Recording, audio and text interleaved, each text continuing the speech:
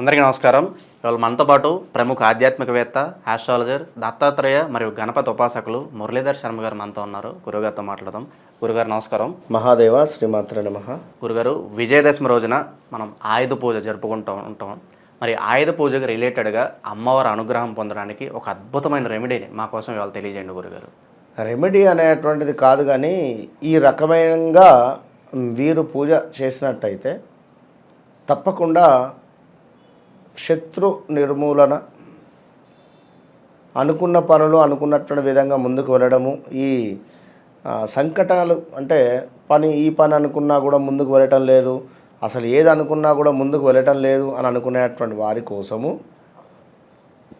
ఈ యొక్క వీడియో అని చెప్పి అనుకోండి. ఎందుకంటే విజయదశమి రోజు ఉదయం 9 నుండి 9:45 ఈ 10 గంటల లోపు, 9 గంటల నుండి ఆయుధ పూజలు అనేటువంటివి మనకు చేసుకోవచ్చును.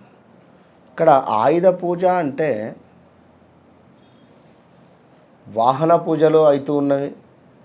ముఖ్యంగా ఇనుము, 2 వీలర్ కానీ ఇంకా ఈ విధంగా నడుస్తూ ఉన్నవి. అంటే జనరల్గా ల్యాప్టాప్స్ చేస్తూ ఉంటారు ఆఫీసుల్లో.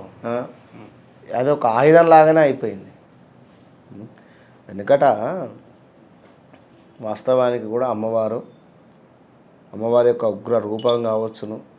అదేవిధంగా మనకు కాళిక అమ్మవారు, ఆ అమ్మవారు ఆ ఉగ్ర రూపాన్ని అసలు ఎవరు కూడా తట్టుకోలేని పరిస్థితులలో శంకరుడే తన కింద, అంటే తనను ఆపడానికి తన కింద అంటే భూమిపై పడుకునేటువంటి సిచ్యువేషను, తన ఉగ్ర రూపానికి, అంటే ఇవంతా కూడా వాస్తవానికి ఒక జరిగినటువంటి ఇవన్నీ విన్నా, ఇవన్నీ దీని గురించి తెలుసుకున్నా కూడా ఒక గూస్ బంప్స్ ఉంటుంది. అంటే ప్రతిదానికి ఒక్కొక్క రిజల్ట్ ఉంటుంది.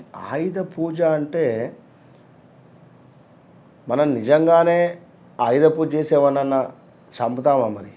అయ్యో, ఎందుకు అంటే దానివల్ల మనకు ఒక పవర్ జనరేట్ కావాలి.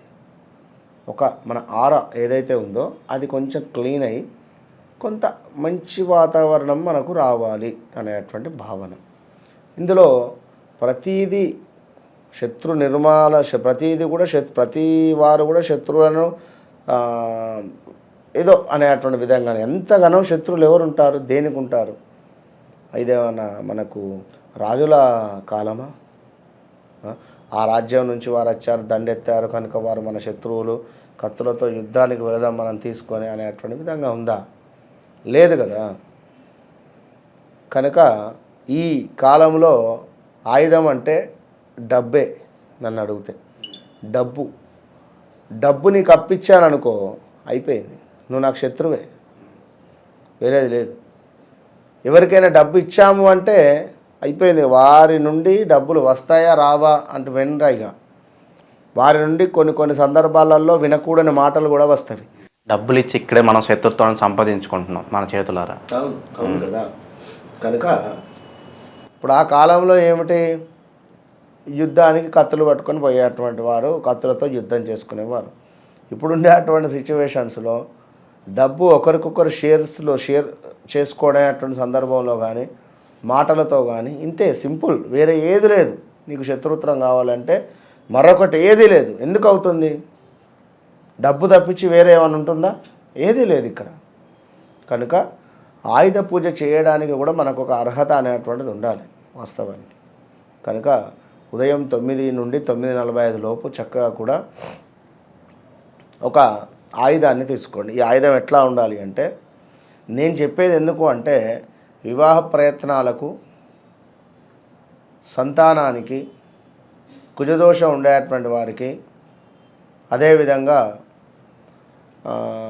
వ్యాపారానికి, ఇంకా కొన్ని ఆర్థికంగా సమస్యలకు ఈ ఆయుధం ఎలాంటిదయ్యా అంటే, సుబ్రహ్మణ్యేశ్వర స్వామి చేతిలో ఉండేటువంటి ఆయుధం ఉంటుంది కదా, శూలాన్ని మీరు ఇంటికి తెచ్చుకునే ప్రయత్నం చేయండి. మనకు పూజా సామాగ్రి సెంటర్లో దొరుకుతాయి. ఒక జానెడ్ సైజు ఉండేటువంటివి చాలు, విన్నరా? లేదా ఇంత సైజు ఉండేటివైనా కూడా తెచ్చుకోండి. సాక్షాత్తు ఆ యొక్క సుబ్రహ్మణ్యేశ్వర స్వామి చేతిలో ఉండేటువంటి శూలంగా ఇది భావన చేసుకొని ఉదయము 9-9:30 ప్రాంతంలో దానికి చక్కగా కూడా భస్మంతో, గంధముతో పన్నీరుతో అదేవిధంగా కుంకుమతో పసుపుతో అభిషేకాది కార్యక్రమాలు చేసి దీనిని మీ ఇంటి గుమ్మానికి కట్టండి. మీ ఇంటి గుమ్మం వద్ద ఏదో ఒక దిశలో దీనిని ఉంచినట్టయితే ఎక్సలెంట్ రిజల్ట్ ఉంటుంది. అసలు మామూలు ఎనర్జీ కాదు.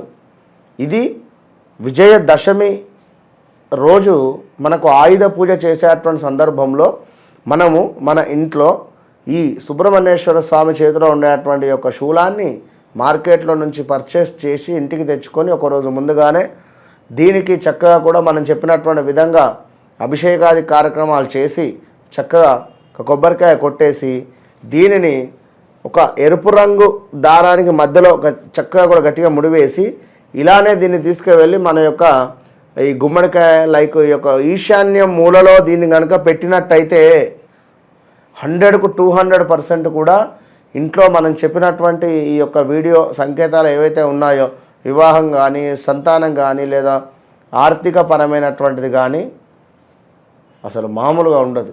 ఎక్సలెంట్ అంటే ఎక్సలెంట్ రిజల్ట్ ఉంటుంది ఉన్నారా. లేదా ఇంట్లోనే మన పూజా మందిరంలోనే దానిని ఇలా ఒక వైపుగా కూడా పెట్టేసి ప్రతి మంగళవారం కూడా ఆ యొక్క శూలానికి అభిషేకాది కార్యక్రమాలు చేసుకోవాలి, కళ్ళకు అద్దుకోవాలి, అక్కడ పెట్టుకోవాలి. ఇలా చేసినా కూడా సరిపోతుంది. ఎక్సలెంట్ ఉంటుంది. గురుగారు, విజయదశమి రోజున విజయ ముహూర్తం అని అంటూ ఉంటారు. మరి ఆ విజయ ముహూర్తం ఈసారి ఎప్పుడు వచ్చింది గురుగారు? విజయ ముహూర్తం వచ్చేసి మనకు మధ్యాహ్నము 2:05 గంటల నుండి 2:51 వరకు కూడా ఉండడం జరిగింది. 2:05 నుండి 2:51 లోపు విజయ ముహూర్తంగా చెప్పబడుతున్నది.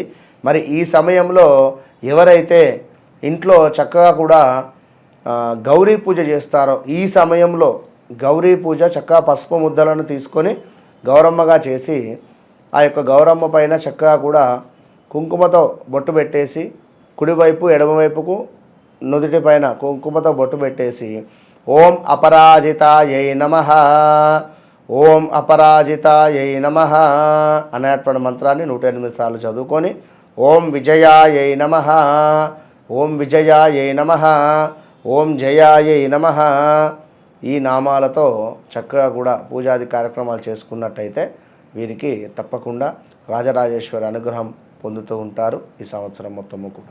ఆయుధ పూజ గురించి మాకు ఇవాళ ఎన్నో విశేషాలు తెలియజేశారు గురుగారు. నమస్కారం అండి. మహాదేవ.